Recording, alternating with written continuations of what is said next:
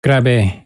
Itong nakikita niyo ngayon ay matinding balita, flash report, balita international. Itong pag-invade, this is a clear invasion ng hindi mo naman pag-aari, hindi mo naman bansa, pero you keep parang inisa-isa niya yung mga bansa na hindi naman threat pero ini-invade nila on a ground na threat daw sila. Mas halatado na ang pag-invade nila sa mga iba't ibang bansa, meron silang particular na interest just like what they did in Venezuela. Na ang lumalabas na usapin ay dahil daw sa oil na meron ng Venezuela. At next dyan na may oil ay yung Iran.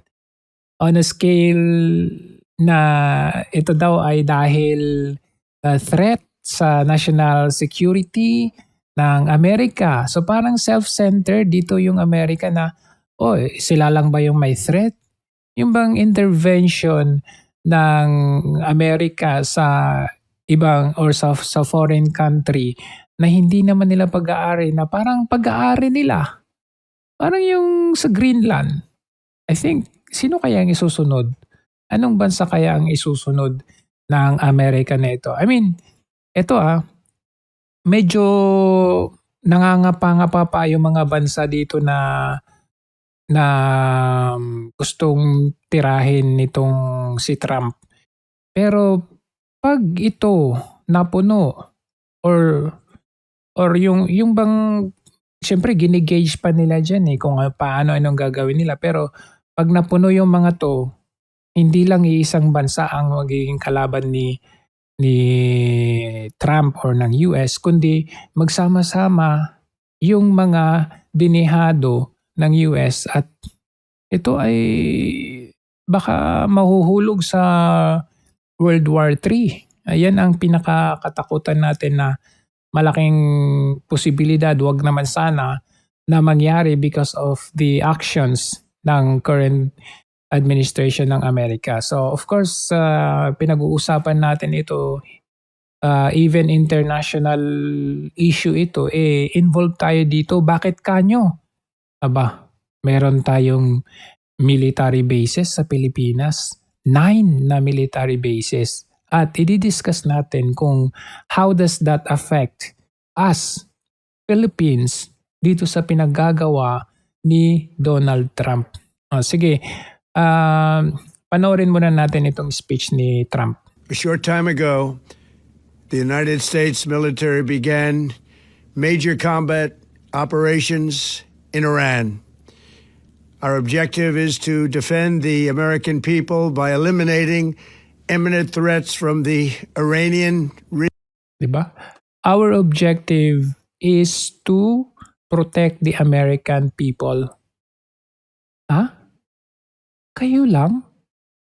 So, i-invade ninyo, gigirain ninyo yung isang bansa on a reason not to protect your American.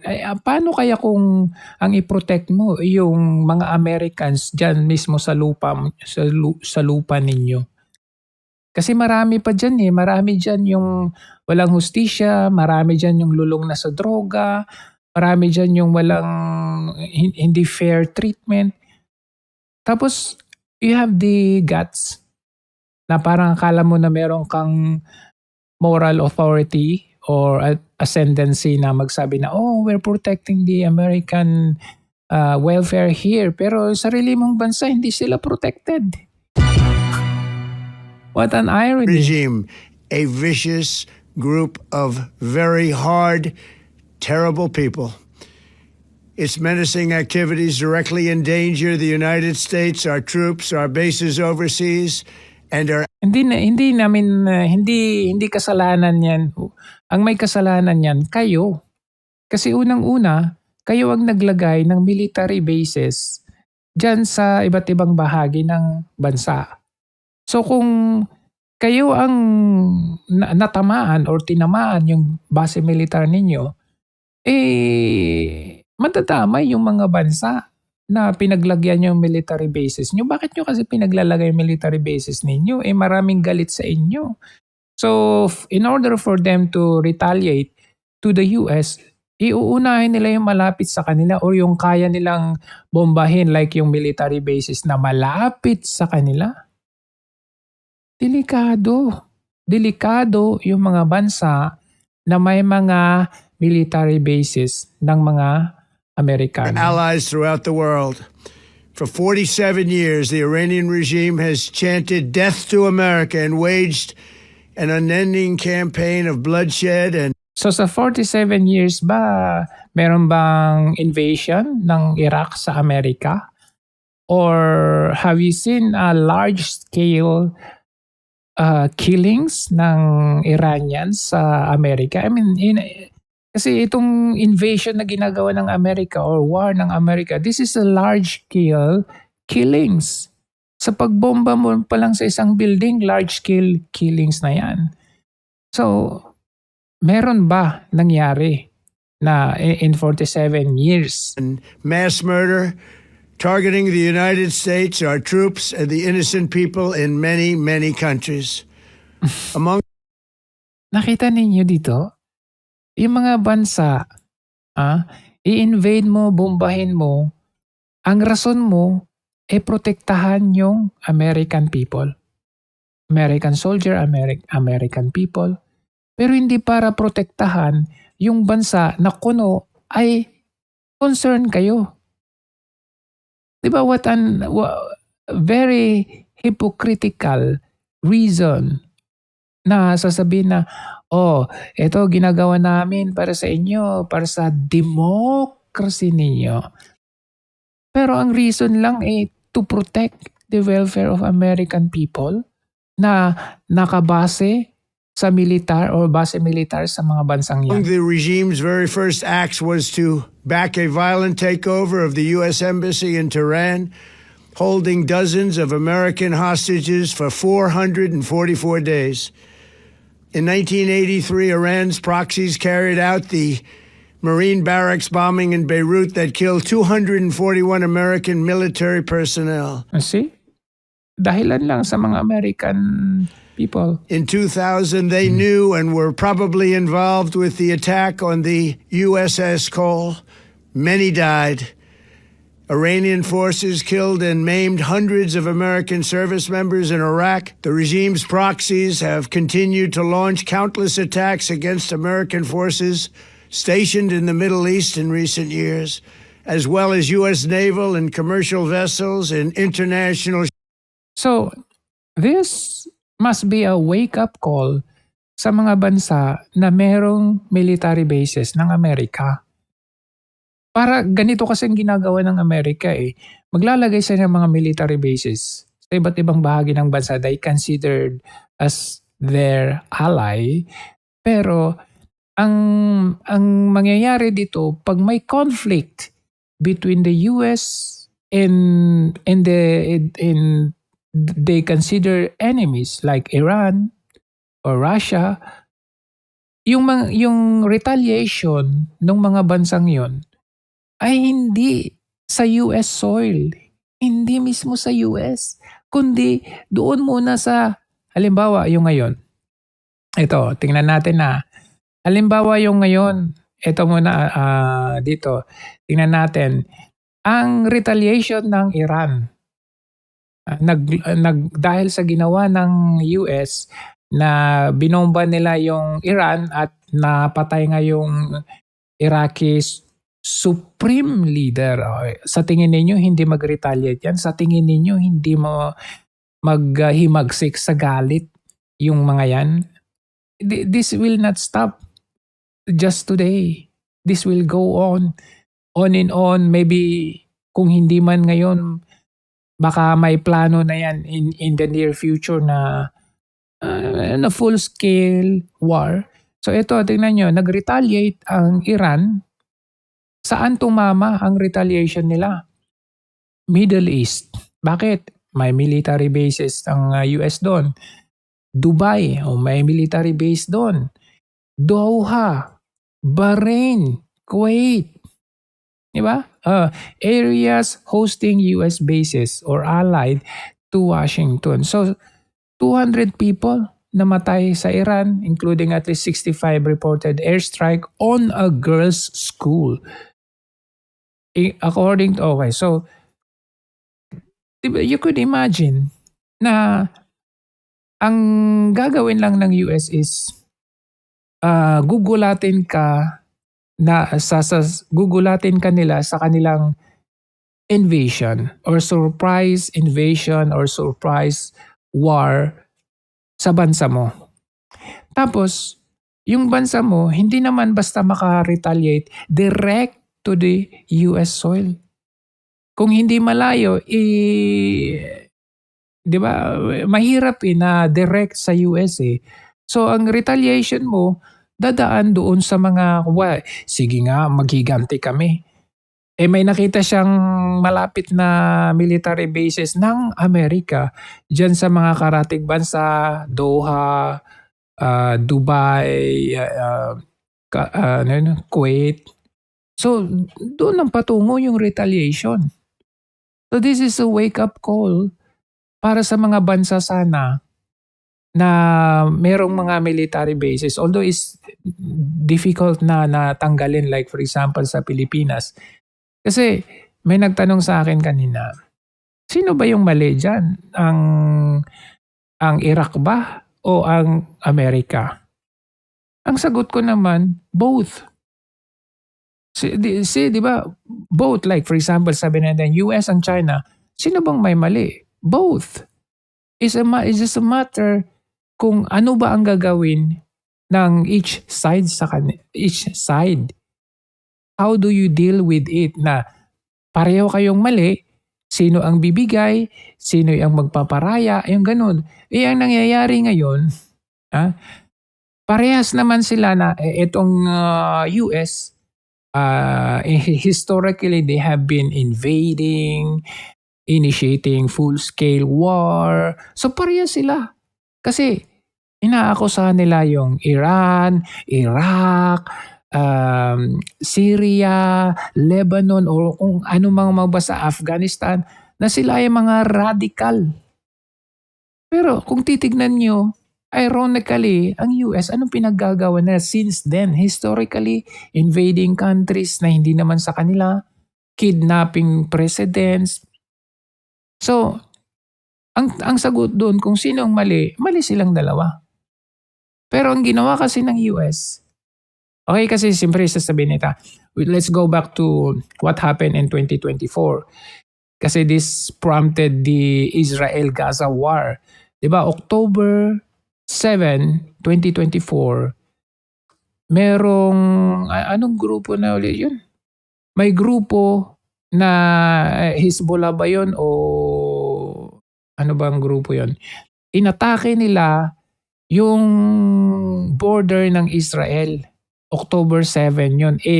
May party yun parang rave party sa isang disyerto.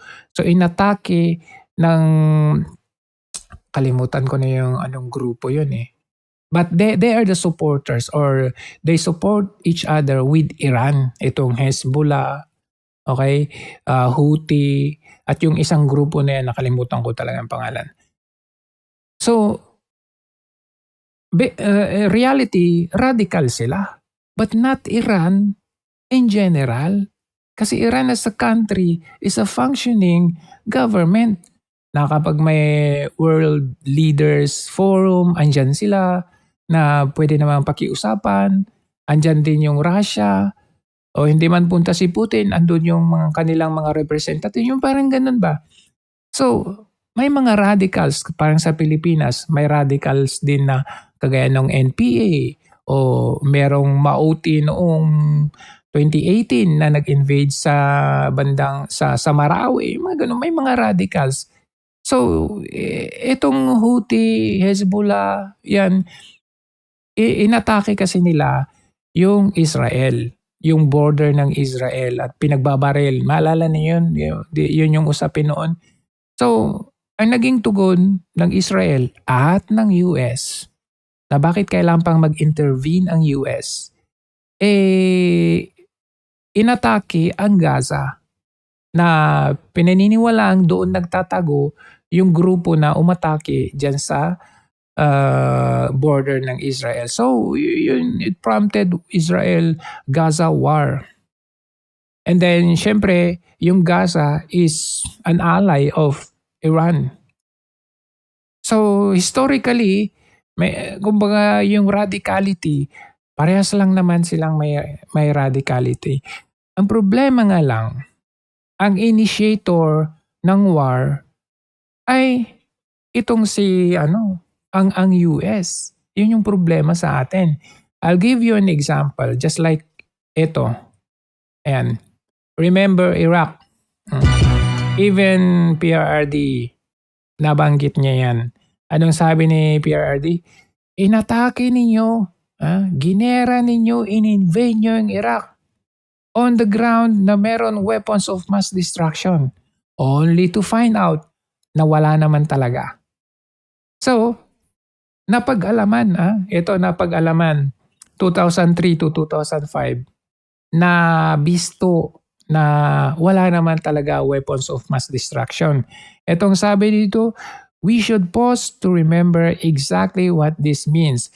In the lead up to the invasion of Iraq in 2003, US and British intelligence services prioritized pleasing the political leaders over gathering certified facts. Iraq, as we also know, we also now know, did not possess weapons of mass destruction. The reason cited hundreds of times by George Bush on his and his top officials for going to war, yun daw dahil sa weapons of mass destruction. Pero nabisto nga na at least 935 false statements made in the 2 years following the September 11 by Bush and his top officials regarding the supposed threat of Saddam Hussein.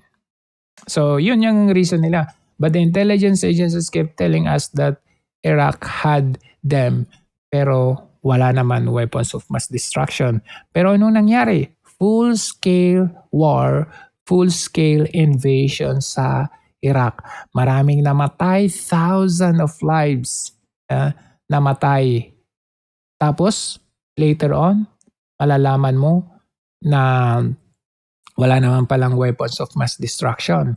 So ang tanong ngayon, yung bang Iraq, yung bang Syria, yung Libya, Afghanistan, all of these countries that US invaded, ang tanungin natin, mas bumuti ba ang kanilang kalalagayan after their invasion?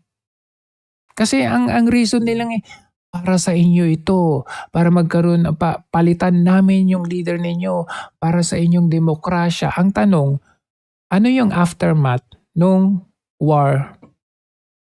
Bumuti ba yung mga bansa na yan? Kasi ang nangyayari, lumalabas, invade. After invasion, they leave. Iiwanan kanila. So ano mangyayari? Yung mga natira doon, ganito kasi yan invade nila yung Iraq, invade nila yung Afghanistan. After invasion, ano gagawin nila? Iiwanan kanila. Pag iniwan mo yung bansa na yan, yung mga natira dyan, they will raise to power struggle or bang power interest. Mag-aagawan yan sila kung sino yung mamumuno. So ang tanong, naayos ba? So dito na naman tayo. After Iraq, Afghanistan, Libya, Syria, Lebanon, all of those invasion. Ngayon, nandito na naman tayo sa Iran. On the reason, on the ground na demokrasi. Ayan, para sa demokrasya ninyo. Kaya merong mga tanga, hindi ako tago doon, but I can see and call them na mga tanga nagpapauto sa US na nagre-rejoice daw sila dahil napatay yung supreme leader nila. Pero hati rin ang tao dyan. Kasi meron din nagprotesta na you better stop this insane war. Tingnan natin na ano yun? Yan, ito. Meron din. O kagaya nito. Kasi may pinakita sila nagdiwang daw dahil napatay yung Pero tingnan nyo mismo, yung mga totoong tao. Instant and say that they are against the war. There's no war on Iran. Israel and the United States bombed Iran. Shame! Shame!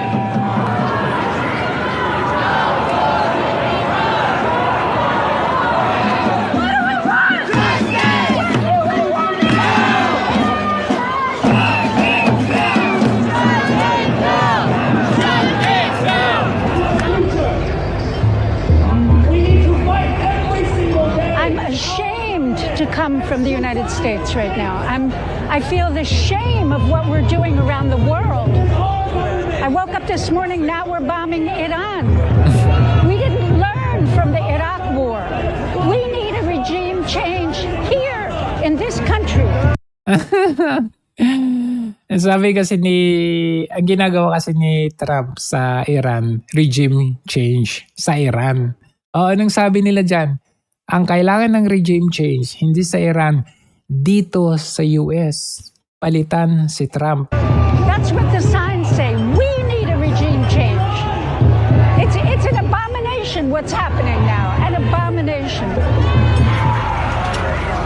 I think it's a criminal war being waged by the American ruling class to conquer, take over, destroy Iran, steal its resources, i.e. oil, and subjugate its people. The same way they did in Venezuela and what they want to do in Cuba, what they did to Iraq when George Bush was the president, what they try to do for 50 years. That's the reality now. In fact, kahit mga kababayan ni Trump, ano yung sinasabi? Ironically, jokingly, In Iran, protesters have taken to the streets, tired of the totalitarian rule of the mullahs, and have been gunned down in the streets. Protests and violence have broken out throughout that country. It is chaotic and fragile. So guess who's thinking about stepping right in? That's right, the president of Venezuela! well, that's a joke, President of Venezuela. Bakit kanyo? Aba,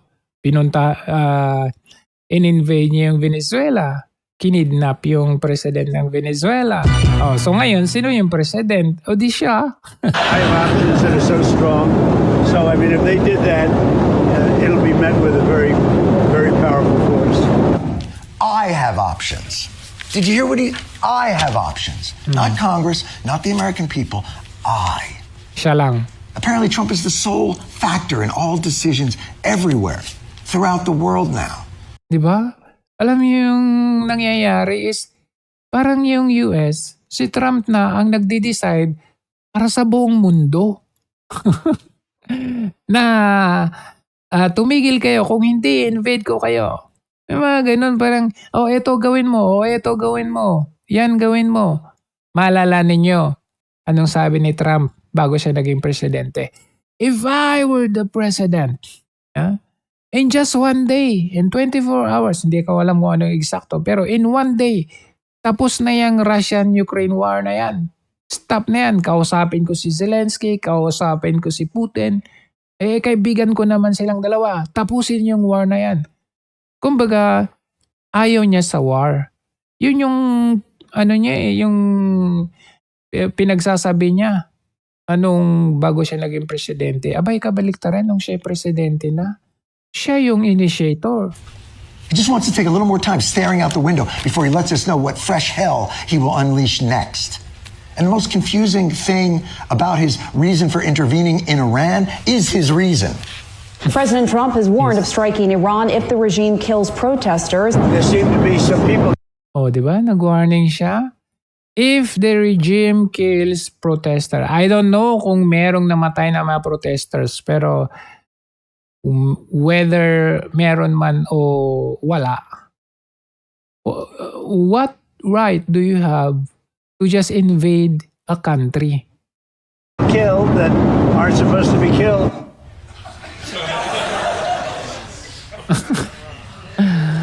We may have to bomb Iran to prevent Iran's government Di ba? from Government nila yan eh. O sige nga, okay. Let's have a deal. Okay. We will agree to what Trump did to Iran, to Venezuela. Kasi sabi nyo nga, kailangan ng regime change. Kasi hindi maganda yung pinagagawa, narcotics, narco state, gano'n. Hindi ka naman siguro huli sa balita, President Trump, na sa sarili naming bansa, malapit ng narco state at saka talamak ang korupsyon. Bakit hindi mo kidnapin kaya yung presidente ngayon sa Pilipinas? Diba? O kaya i-extract mo yung president ngayon sa Pilipinas. Kasi kailangan namin ng regime change. Wala namang favoritism dito kung talaga ka. 'Di ba? Alam niyo kung bakit? Kasi wala siyang mapapala sa Pilipinas. Other than, tapos na, done deal na yung paglalagay ng military bases. Pero sa mga bansa na kanyang ini-invade, just like Venezuela, Iraq, Iran, may oil. Plain and simple. Ibig sabihin dahil may mapapala siya. Or ang Amerika in general. shooting protesters look directly into camera with an expression of half bewilderment and despair. P.S. John, don't read this part. You see? The ironic truth talaga na nangyayari sa buong mundo. Ang US na ang nagdidictate kung paano mag-govern ng isang bansa, kung anong tama para sa kanila na gawin ng isang bansa, kung hindi, ganito ang mangyayari sa'yo. Ganon ang ganon ang, kumbaga, gusto nilang i-overpower ang buong mundo. Ang nangyayari, merong mga emerging superpowers like Russia and China na hindi nila makontrol. Kaya anong ginagawa nila? Pinaglalagay nila military bases all over the world para in the case of emerging war, meron silang mga resources or places na ready sila to fight back, kumbaga. Pero syempre, kawawa yung mga bansa na yun kasi madadamay. That's the reason why we are tackling this issue. No? Kasi baka may magsabi na, "Oy, Joe, doon tayo sa flood control." Sige, solve natin yung flood control. Pero World War naman. Diba? World War naman, nasolve mo yung flood control. Kung masolve yung flood control issue. Hindi na nga masolve yung flood control issue. Abay, magigera pa, madadamay pa tayo. Bakit? Kasi, ganito kasi yan. Pag napuno itong mga bansang kinakalaban ng US, magsasama yung mga yan. Titingnan natin sino-sino ba yung mga magkakasama. Tingnan natin magkakasama syempre NATO, US yan, UK, Canada, France, Germany, Italy, and other 26 nations. Magkakasama yan. Even itong non-NATO allies, Japan, Israel, South Korea, Australia, Egypt, Jordan, and Morocco. Yan, magsasama lahat yung mga yan. At ano yung mga kalaban nila? Sino? Russia, China, Iran, North Korea, Syria, Venezuela. Hindi pa natin alam kung saan ang Vietnam, but most likely ang Vietnam, pag tinanggal natin yung South China Sea tension, sa China talaga sasama ang Vietnam. Historically, galit sila sa US doon sa ginawang Vietnam War. Ang Saudi Arabia, we don't know. Turkey, we don't know. But other than that, kahit ito lang magkakasama, Russia, China, nakita nyo gaano kalaki yung Russia, military power nila, and China, may mga robotics na rin sila. Iran na pinapaniwalaang may nuclear, North Korea na pinapaniwalaang may nuclear, Syria, oil, Venezuela, oil, laban dito sa mga NATO countries and non-NATO allies. So ang tanong ngayon, pag ang mga ito napuno, itong Russia, China, Iran, and maybe India, we don't know, with this, yung ginawa ni Trump, madadamay tayo. Bakit? Siyempre magsasama ang China at ng Russia at ng Iran. Doon pa lang sa Asia, China at Russia magkasama. Taiwan sasama sa US. Ngayon, kung ang China magigera with the US, alin ang pinakamalapit na lugar kung saan pwede silang makapag-retaliate sa US? Military bases ng US all over the Asian or Asia-Pacific region. At isa doon, Philippines. 9 EDCA bases. And we are not talking about bala ng baril. We are not talking about on-foot soldiers na pupunta sa Pilipinas. We are talking about missiles or even nuclear. So hindi po pwedeng hindi tayo kasali dito. Once na sumiklab ang World War, walang sinabi, walang silbi yung mga ipinundar natin, bahay, lupa, sasakyan at kung ano na in-establish natin business, kung magigera din yung bansa natin. You could imagine Iran. We're not only talking about the Iranian government. May mga tao doon eh. Pag binomba mo yung isang building, pag binomba mo yung isang hospital, sino yung casualty doon? Mga mamamayan ng Iran. Pag nabomba yung Pilipinas, yung military bases natin, do you think hindi madadamay? Madami dyan sa Ilocos Norte, Baluarte ni Marcos Jr. Bangag. From Luzon, Visayas, Mindanao, madami yung madadamay dyan. So this is not just, invasion ng US sa Iran. Malayo tayo dyan. Aside from meron tayong mga OFWs na nagtatrabaho dyan sa Iran, sa Dubai, sa Abu Dhabi, sa Kuwait. Akala nyo hindi makakaabot sa Philippine soil? Abot yan. Pag once na full-scale World War will emerge. Yun yung problema natin dito. Kasi I really thought, or maybe marami sa atin ang naniwala na kapag si Donald Trump ang naging presidente, magiging peaceful na ang mundo. Kasi comparing to Biden, nakita nyo naman, Israel-Gaza started, Russia-Ukraine war started, yung mga ganun. So, sabi kasi ni Trump ulitin ko, one day lang tapos na yan, tigil na yan. Pero hindi, worsen, mas worse pa ang nangyari. So, this would trigger, really would trigger the possibility of World War. So walang sinabi yung flood control issue natin na yan.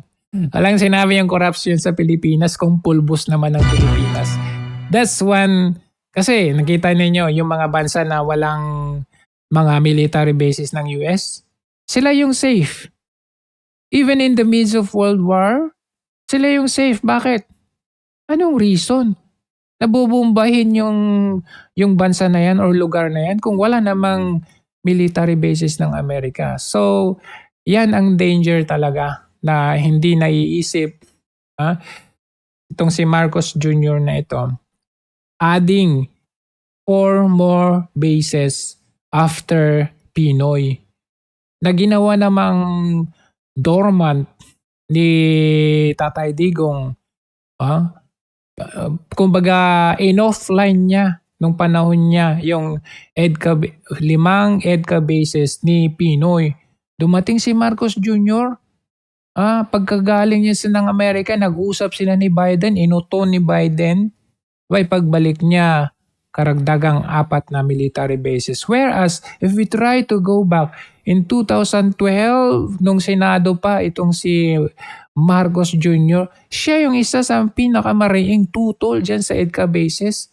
Tapos magtaka ka, siya ang naglagay ng karagdagang military bases. Yun yung implication ng ginawa ni US President Donald Trump na may possibility talaga na madadamay tayo dito. So anyway, yan po yung concern natin dyan sa mainit flash report with regard to the US invasion or war with Iran. Asahan ninyo marami pang mangyayari dito kasi kung napatay yung supreme leader ninyo, supreme leader, sa tingin ninyo, they will take it lightly. Just imagine pag pinatay ni Donald Trump si Kim Jong-un. Ewan ko lang kung hindi pa kawalan yung nuclear. Di ba? Kasi ito lang ang tanong inatake yung Iran kasi may nuclear threat. Kung totoong mayroong nuclear threat at yun yung reason, bakit hindi mo atakein si Kim Jong-un? Diba? Make sense? Kasi totoong may nuclear si Kim Jong-un. So pag inatake mo si Kim Jong-un, nuclear threat na yan all over the world. Hindi ba? Lumalabas na takot din ng US sa North Korea. Ngayon, balik tayo sa Iran. Kasi may nuclear threat daw. May nuclear daw silang Sabihin natin meron. Sige, sabihin natin meron. Bakit Iran lang? Sige nga, puntahan mo yung North Korea. Anyway, moving on. Yan, ito pala. Merong mensahe saan na yun? Mensahe si Marcos Jr. May mensahe si Marcos Jr. sa nangyayaring giyera sa Iran at US. Pakinggan muna natin. At gusto ko obserbahan ninyo what can you observe dito sa pananalita niya, sa hininga niya, sa katawan niya. Kasi kahapon ba yan or the other day, may rumor lang naman na isinugod daw siya sa St. Luke's. Of course, they're very quick to deny. Categorically deny na walang talagang ganun. But you try to observe the way he speaks, the way he breathes, yung katawan niya, the language. Panoorin ninyo. And the message kasi i-compare natin yan kay VP. I-comment nyo below kung ano yung napansin ninyo. Magandang umaga po sa inyong lahat. Sa palagay ko po ay nabalitaan nyo na po na binomba ng Israel at saka ng Amerika ang Iran. At ang Iran naman ay sumagot, nagbomba naman ng mga American base sa United Arab Emirates, sa Bahrain, sa Oman. Parang kinakapos ka ba ng hininga? At siyempre sa Israel. See? Ano napansin ninyo? Sige. Mamaya, comment nyo Alam naman natin na napakarami ang Pilipino diyan sa bandang Middle East. I'm sure nag-aalala kayo sa inyong mga kilala, mga kaibigan at mga kaanak na nandun. Mula nung nabalitaan natin na nagsimula itong gera, ay nagmo-monitor na kami kahapon pa ng late afternoon. Sa ating mga embassy, sa ating mga labor attaché, sa lahat ng mga embassy natin doon sa Middle East. At nais kong i-report sa ating mga kababayan na sa ngayon, as of 9 o'clock Sunday, wala po tayong natatanggap na report na may casualty na Pilipino. Wala pong Pilipino ang namatay, wala na Pilipino ang nasaktan. At sa ngayon ay patuloy ang aming pag-monitor para tiyakin na nasa magandang kalagayan ang ating mga kababayan sa Middle East. Ang ating tuloy-tuloy na binabantayan dahil ito'y kailangan natin tuloy-tuloy na bantayan at hindi ito tapos pa. Palagay ko patuloy pa itong gerang ito. Ngunit sa aming latest report ay ang ating mga kababayan ay nasa safe na lugar. At sila ay nakapunta sa mga bomb shelter kung saan sila at lumalayo sila doon sa mga bases ng Amerikano upang hindi naman sila mapalapit sa alanganin. Patuloy po ang pagre-report natin habang dumadating po ang report. Ano ka, reporter? Magandang umaga po. Okay, so ano napansin ninyo? Una, yung bawat sentence niya or bawat phrase niya, ganun medyo kinakapos. Tapos may singhot, ganun. Tapos nakita ninyo itong, dati malalim to pero ngayon mas malalim na ngayon. Lumaki dito niya and talagang ito visible na yung mga wrinkles and then pumayat dito sa may bandang cheek niya. And dito sa kanyang body in general, wala talaga. Makikita mo yung manifestation ng... Kasi kung titingnan natin kahapon wala siyang public engagement. Wala tayong nakitang event niya. Kilala naman natin siya halos everyday. Visit dito, inspection doon. Kung pupunta siya ng ganito, ang ipapakita niya, meron tayong bagong repacking machinery. Pinakauna. Ha? Repacking machinery? 3 years repacking machinery? Wala ba tayong dyan? Bakit hindi natin matapos yung subway na ibinida mo? Yung mga ganyan ba? Pero flood control, corruption, mga ganun. Pero, ang kita ninyo, manifestations ng parang may something talaga na wala siyang engagement kahapon. Ang last na engagement niya, 2 days ago. So, kung talagang hindi siya sinugod sa ospital kahapon, bakit wala siyang public engagement kahapon? I don't know, you can check it back or balikan ninyo. Baka nga naman meron, baka nakaligtaan ko na. Pero for all I know, walang pangyayari kahapon. Siguro yun yung time na sinasabi na sinugod daw siya sa ospital. Other observation dito is yung the way the statements are portraying para siyang reporter. Alam mo yung napanood na natin yan sa mga news ngayon. Kumbaga, huli ka na ba sa balita? At kailangan mo pang ibalita sa amin, inabalita na namin yan. Yung mga pinagsasabi mo, alam na namin yan, nabasa na namin, nakita na namin sa report. So, what is the essence? What is the use of you going to public just to retell what we have seen already or just to, alam mo yun, nakita na namin alam na namin. You, what we want from you as a president, yung meron kaming makukuha na hindi something from the things that we have seen. Parang ganito lang yan Parang ganito lang. Lumaban ka sa ring. Boxing match yan. Tapos, yung coach mo, nasa corner. Pagkatapos ng round 1, di balik ka sa corner mo. Ang sabi ng coach mo, sige, laban, kaya mo yan, sige. Ayan, suntukin mo, laban lang, kaya mo yan, ikaw pa. Ganun lang.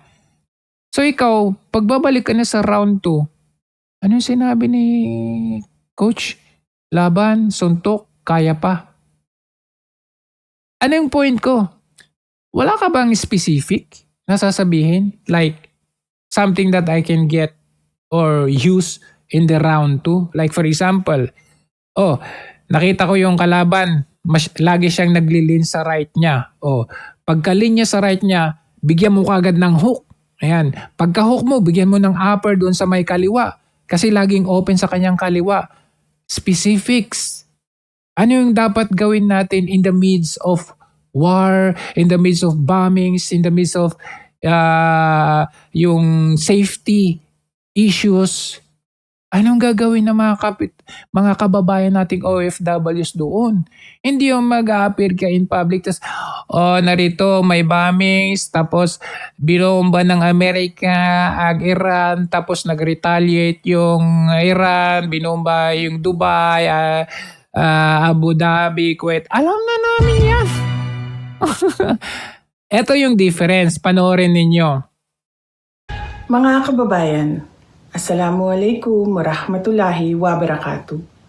Dahil sa kamakailang paglala ng tensyon at labanan sa ilang bahagi ng gitnang silangan, hinihikayat ang lahat ng Filipino na kasalukuyang naninirahan o naglalakbay sa rehiyong ito na manigurado sa pag-iingat at pagsagawa ng mga kinakailangang hakbang upang mapangalagaan ang inyong kaligtasan.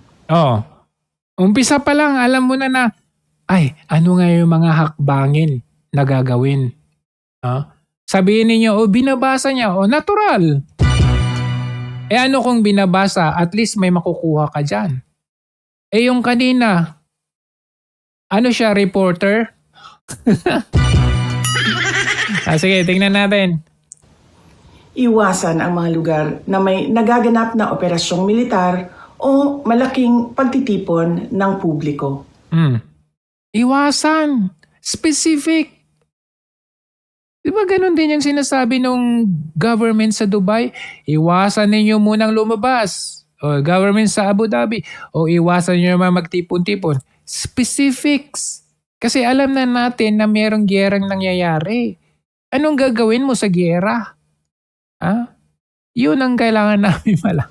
Ano pa? Mahigpit na subaybayan ang mga opisyal na abiso at paalala mula sa mga lokal na otoridad ng bansang inyong kinaroroonan at ng kanilang Ministry of Foreign Affairs. Maging mapagmatyag sa mga balita mula sa mapagkakatiwalaang organisasyon ng media. Panatilihin ang regular na komunikasyon sa inyong pamilya, mga mahal sa buhay, at mga pinagkakatiwalaang kaibigan tungkol sa inyong kinaroroonan at kalagayan. Paniguraduhin na hawak ninyo ang emergency numbers ng ating Departments of Foreign Affairs at Specifics. Kailangan ninyo ngayon isulat ninyo yung numbers ng inyong mga foreign affairs, DFA natin, konsulado natin, embahada natin. Kasi in any case, na kailangan natin ng tulong, nakalista na. Hindi na tayo maghanap po. Ano yung number? Duguduguan ka na. Tapos maghahanap ka pa. Yung mga ganun ba? Specifics. Yun po.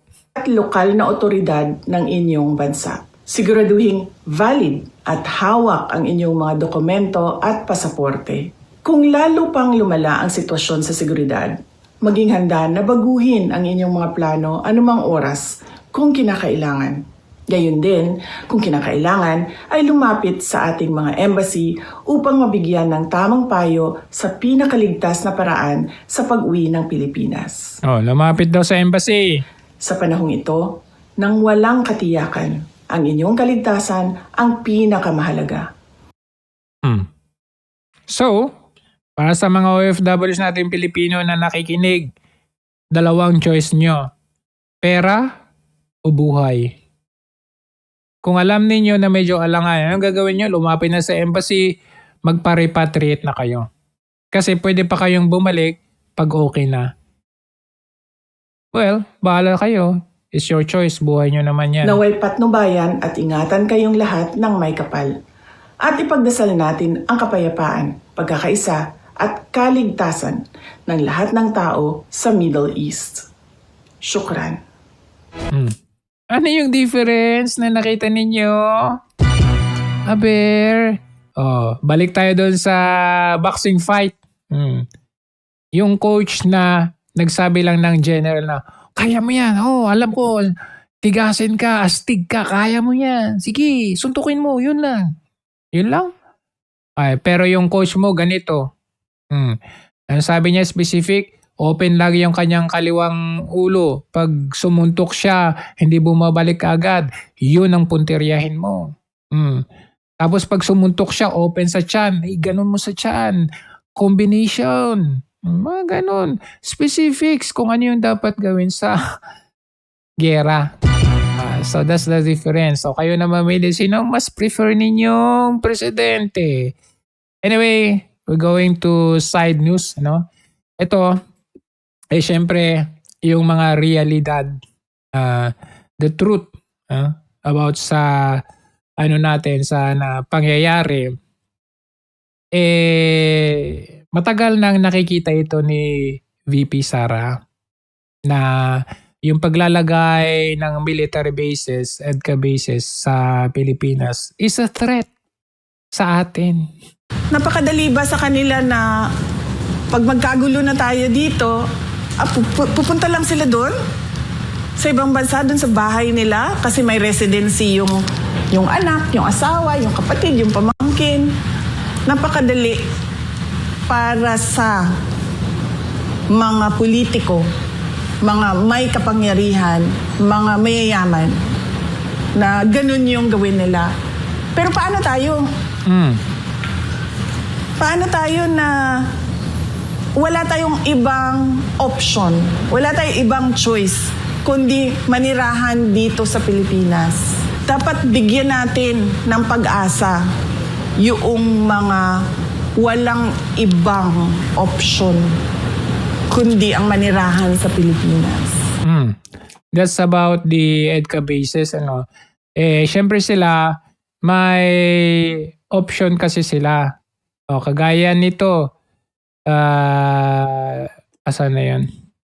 Ito, may option kasi sila. Kagaya nito, kung sumiklab man yung giyera, okay lang. Takbo ka lang dito, Si former Speaker Martin Romualdez may malaking property sa Spain na estimated to be worth at least 445 million pesos. Wow! So, paano namin na-connect kay Romualdez tong mansyon sa Sotogrande na sobrang sosyal na community? Wow! Ang tawag dito, nota simple. Sinasabi dito kung sino ang may-ari ng isang property sa Spain. Yan. May option sila, may pupuntahan sila pag sumiklab ang giyera, pag ginera, then ramay sa Pilipinas, Sotogrande. Sana all. Sana all.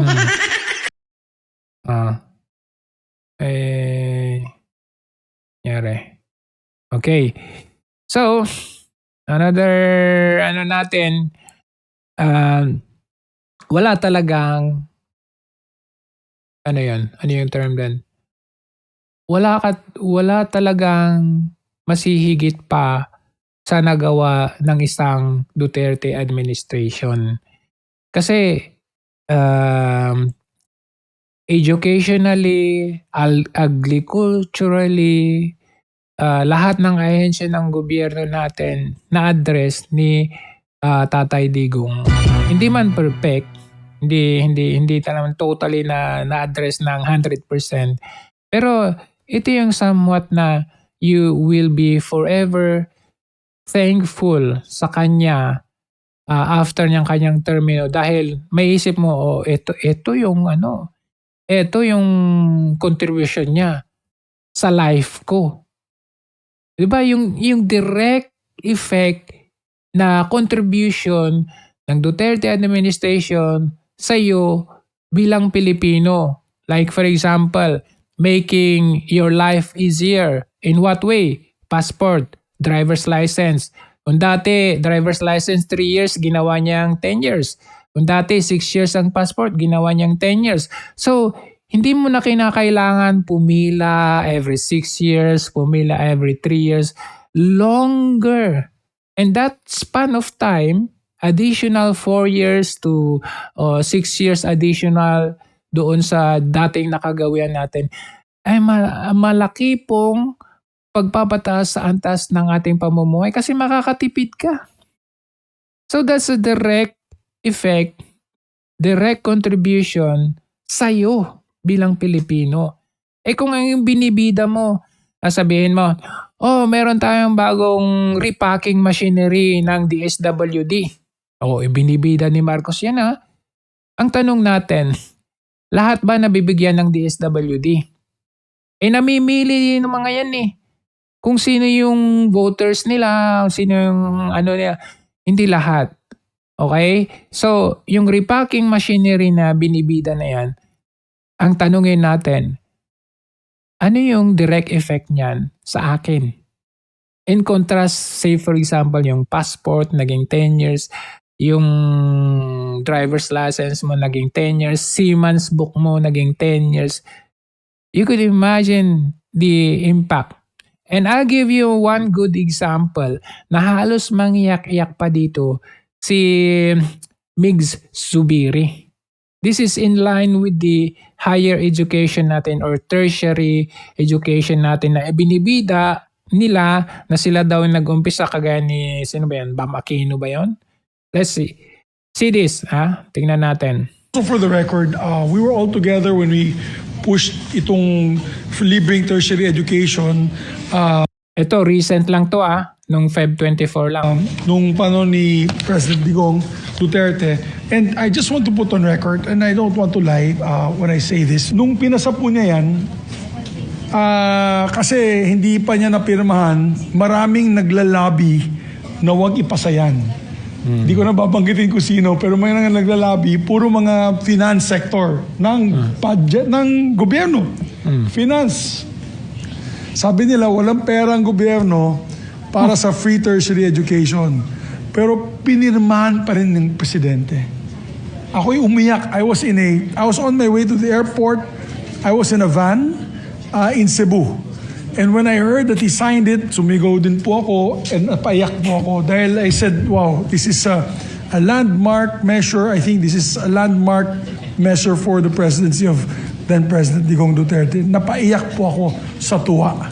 So, because I didn't think that, alam mo, pag dinitiktahan ka po ng mga cabinet members na wag ipasa, i-veto, he stood his ground and he signed it. So, totoo po yun, Mr. we have President. to thank the President for that, no matter what.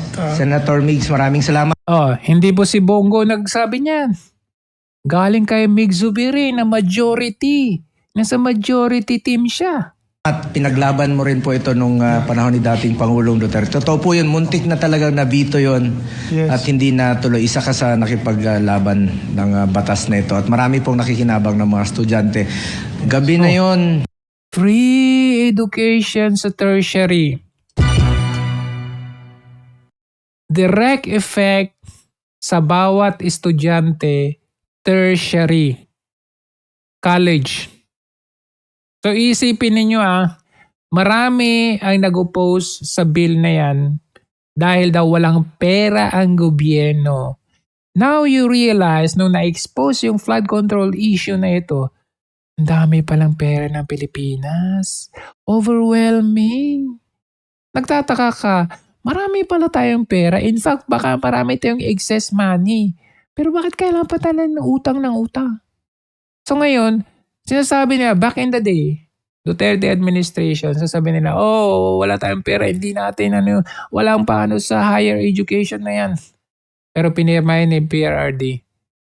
Nalasap, naranasan ng bawat estudyanteng nasa kolehiyo ang libreng, pinag-usapan natin yung state universities Baka sabihin nyo, hindi naman libre sa akin Nasa private kasi kayo. Okay?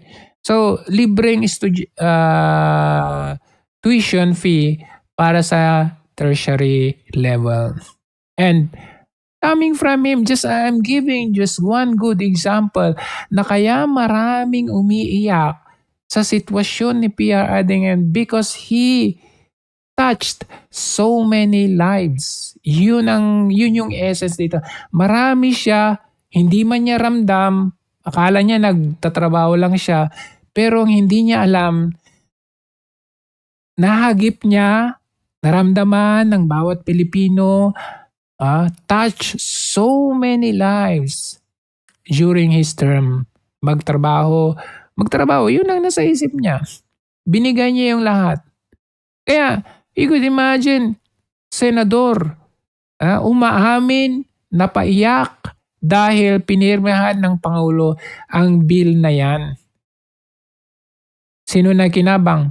Mamamayang Pilipino. Ngayon, dadalhin nila sa dahig, ikukulong nila, possibly doon mamamatay after what he have done. Di ba? I mean, isipin natin, sino ba naman hindi maiiyak? Paano naman to hindi nakakaiyak? Sasabihin mo, iyakin mga didilis.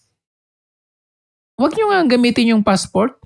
Kasi yan ang ginagamit nila noon nung kinakawawa pa si Marcos Jr. Nung wala pa siya sa presidency. Sabi nila, sige nga, huwag nga kayong gumamit ng San Juan Eco Bridge. Huwag kayong dumaan sa Marcos Highway. Balik namin yung sige nga, sabihin nyo nga sa DFA, ayoko ng 10 years, gusto ng 6 years.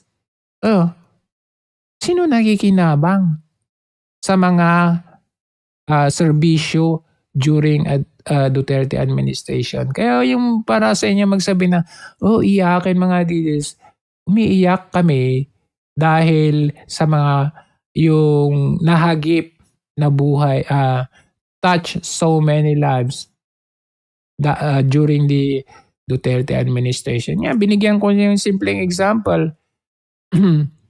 Sa panahon ngayon, ano nangyayari? Mag-hire ka ng libo-libong trolls, bibigyan mo ng maleta yung mga senador, mga congressman, para kumampi sa'yo.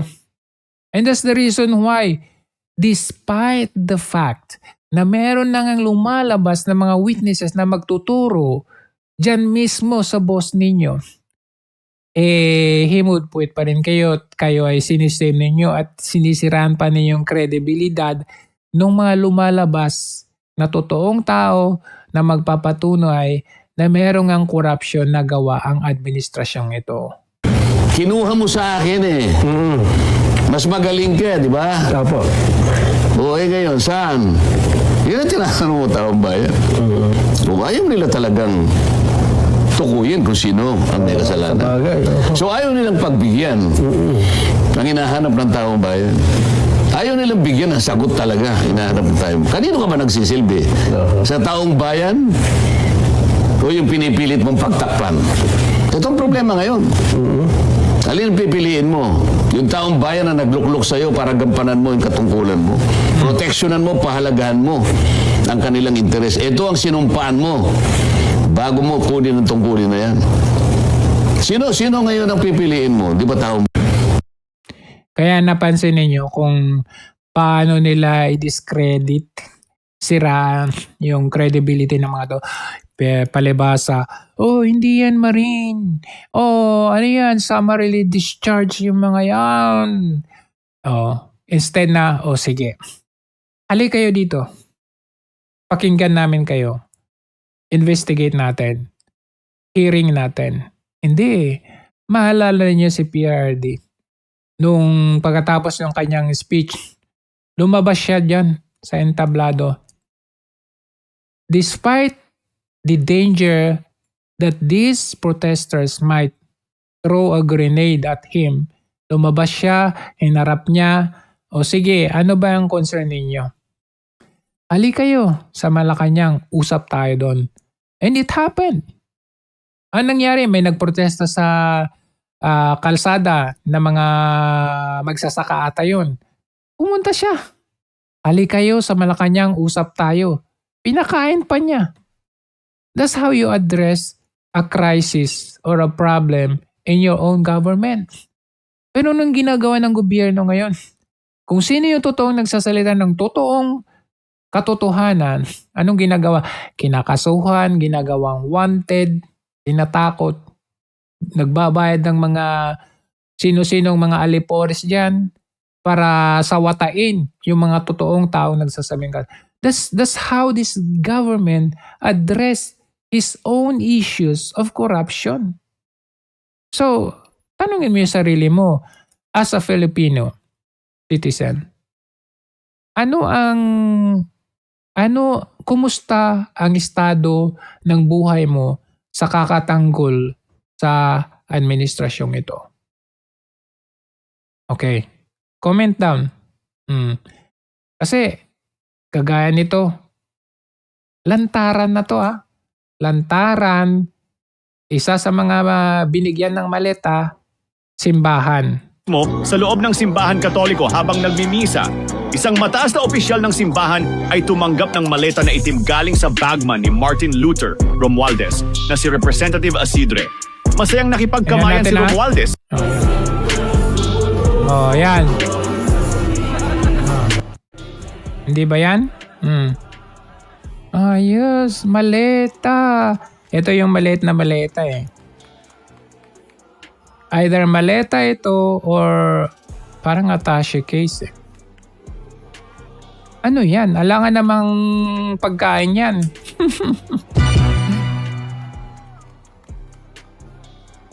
Sa loob pa ng simbahan pa talaga. Grabe talaga. So anyway, even simple na tao na nagsasalita against or correcting the issue, hindi po ibig sabihin na sila ay mga DDS kagad.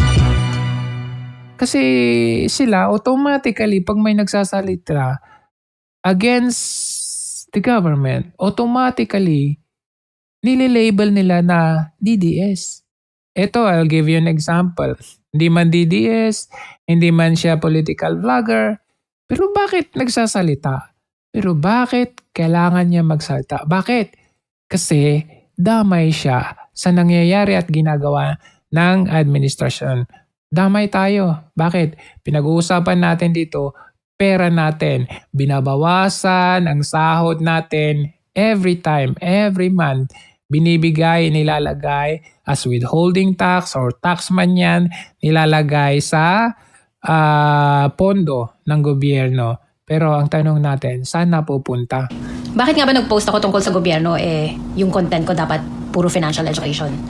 Yung sagot, nasa payslip mo, kung may trabaho ka. Kunyari, ito yung sweldo mo kada cut-off. Merong tinatawag na deductions.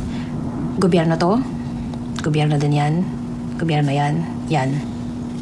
So, imbes na 17,500 yung iuwi mo, ito na lang. Kasi, napunta to sa gobyerno. Ngayon, kung minimum wage earner ka, hindi ka pumasok sa tax bracket, or naghihintay ka lang ng allowance, bumili ka ng cake kasi merong may birthday, andyan ang gobyerno. Yung tax bracket na yan, Duterte administration yan Kung minimum, wala kang tax. Can we not thank Duterte administration for that? Bumili ka ng gamot, andyan pa rin sila. Nag-grocery ka, andyan pa rin sila. Sumakay ka ng tren, nagbayad ka ng kuryente kung hindi ka naka-jumper. Tubig, nanood ka ng Netflix, nakinig ka ng music, bumili ka ng load. Lahat ng yan napupunta sa gobyerno.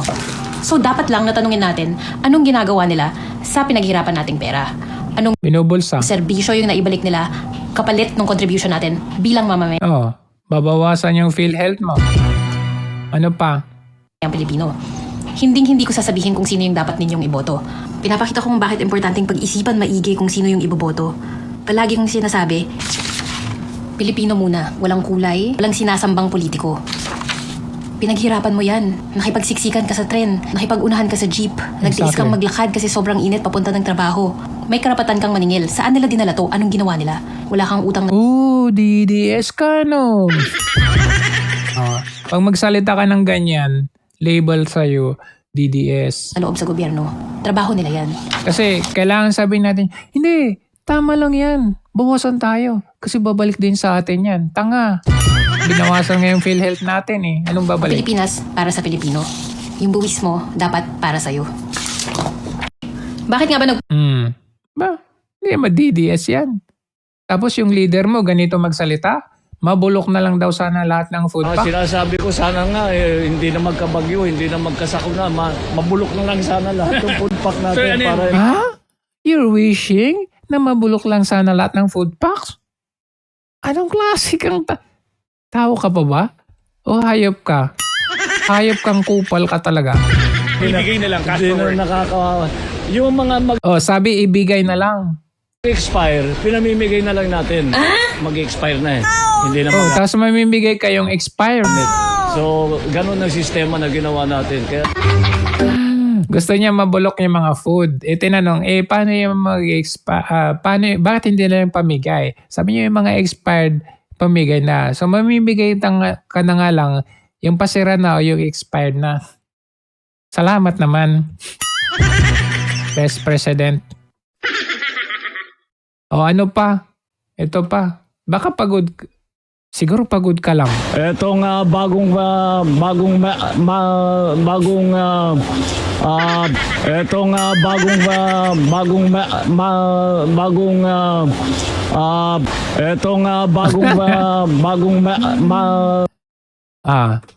yan yung huli nating nakita bago natin nabalitaan rumor na sinugod daw siya sa St. Luke's.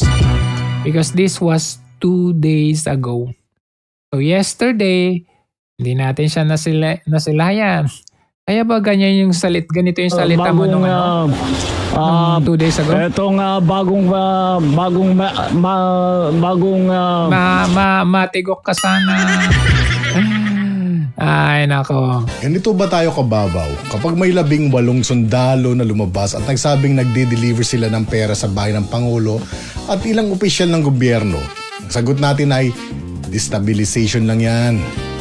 Ganito na ba kababa ang standard natin sa accountability? May video ng 18 na militar na nagsalita on record. Yan ang unang punto. Hindi ito anonymous vlog. Hindi ito blind item. Public statement yan. Sa Malacanang press briefing, sinabi ni Palace Press Officer Yusek Claire Castro na paulit-ulit na kasinungalingan daw ito laban sa Pangulo. Tinawag pa niya itong lousy script at hindi pang award-winning. Nasa official transcript yan ng President Communication Office at inulat din ng Philippine News Agency. Samantala, may payag si Senator Ping Lacson na maaring destabilization ang anggulo ng mga aligasyon. Ngayon, malinaw ang prinsipyo. Kung kasinungalingan yan, then patunayan sa pamamagitan ng investigasyon. Kung destabilization yan, mas lalong dapat imbestigahan. Public hearing, Senate inquiry, resource person under oath, cross-examination, documentation. Iyan ang proseso sa isang demokrasya. At dito papasok ang personal opinion ko. Kung ikaw ay mambabatas, lalo na kung ikaw ay may papel sa oversight o investigasyon, dapat neutral ang posisyon mo sa umpisa. Hindi. Number siya nagsasabi na, hindi pa yan notary, wala pang notary public yan. Hindi yan, di marine yan. Hindi yan, summarily dismiss yan. Siya pa nagsasabi.